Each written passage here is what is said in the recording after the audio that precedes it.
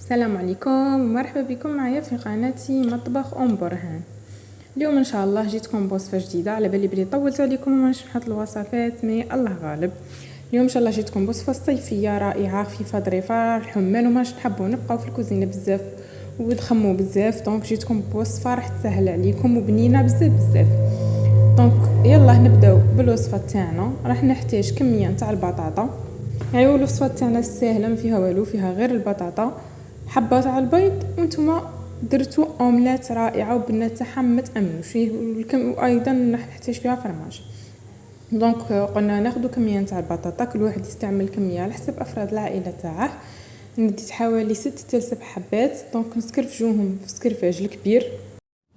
دونك بعد ما نسكرفجوها راح نغسلوها مليح مليح من هداك النشا، لاخاطش هداك النشا كيما نعرفوا يطلق بنا ماشي شابه.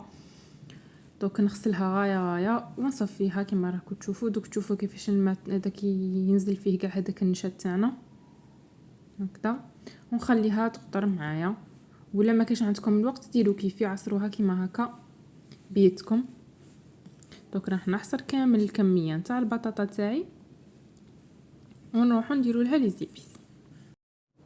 وبعد ما ندير لها لي زيبيس راح نخليها ايضا نص ساعه في الكسكاس باش تزيد تقطر معنا، لانه كي نديروا الملح راح تزيد تطلق البطاطا تاعنا الماء تاعها.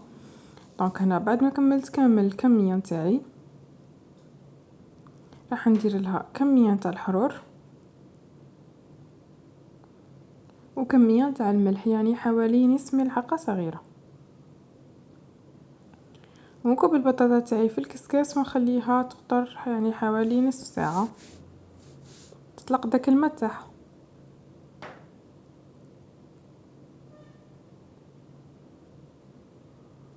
دونك هنا بعد ما مرت نص ساعه شوفوا كيفاش طلقت لي داك الماء تاعها، راح نتخلص منه ونجو نبريباريو البطاطا تاعنا. دونك هنا راح نضيف لها حبه نتاع البيض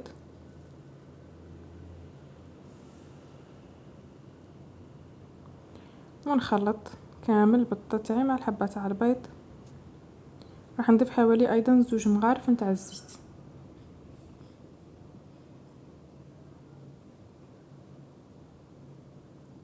نخلط كل شيء مع بعض وتولي جاهزه معنا باش نطيبوه. نروح ندير المقله تاعي تسخن على درجه حراره متوسطه. ماذا بكم تكون المقله تاعكم ما تلصقش، انا هنا راح نضيف لها شويه نتاع الزبده، المقله تاعي تلصق كما راكم تشوفوا، ومام الزبده راح تعطيكم احمرار شباب للوجه وبنه رائعه.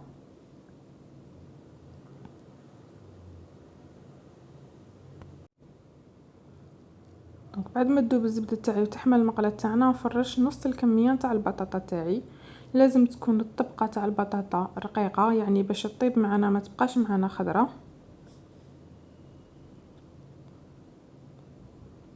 دونك راح نفرش نص الكميه، من بعد ندير الجبن ونعاود نغطيها بنص الكميه اللي تبقاني. كما قلت لكم لو كنتم مكثرين البطاطا قسموها على مرتين، ولا ديروا مقله تكون كبيره،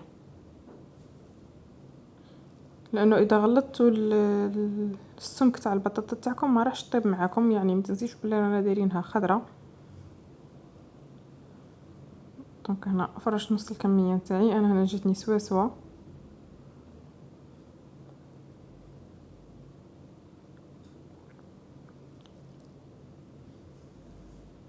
راح نحشيها بجبن ابيض والجبن تاع الهامبرجر، يعني انا درت نوعين، نتوما تقدروا تستعملوا اي نوع تاع جبن يكون عندكم، وما تقدروا ديروها بلا جبن راح تجي بنينه. تقدروا ايضا ديروا كفته في الحشو الداخل، اي حاجه تكون عندكم تقدروا تستعملوها.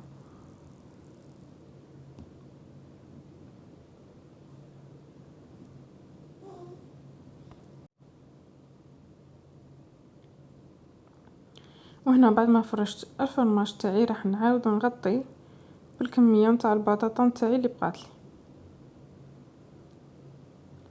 ونقص عليها الغاز نخليوها على نار هاديه. كي نشوفوا الحواشي تاعنا تحمروا معانا نقلبوا البطاطا تاعنا على الوجه الثاني. دونك هنا راح نغطي بالكمية الزوجة نتاع البطاطا.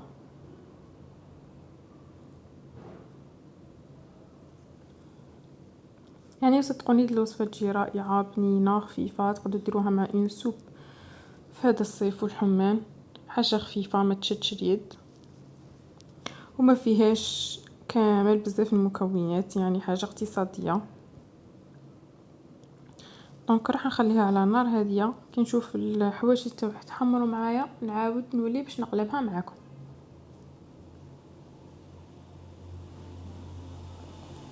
وهنا بعد ما تحمروا معايا الحوايج كيما راكم تشوفوا راح نقلب الاومليت تاعي ولا الخبزه نتاع البطاطا. كيما راكم تشوفوا هنا نسقط لي شويه في الحاشيه مي معليش. راح نضيف المقله تاعي، نعاود نضيف لها شويه نتاع الزبده ونحطها للوجه الثاني.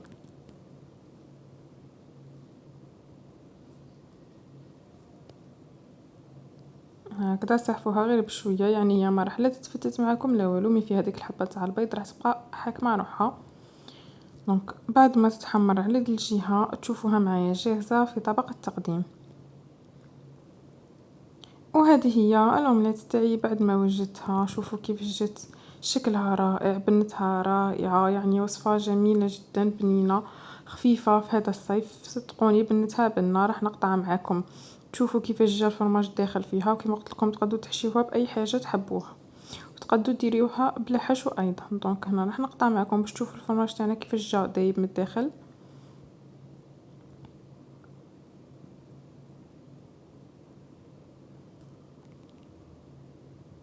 شوفوا كيفاش جات معنا رائعه.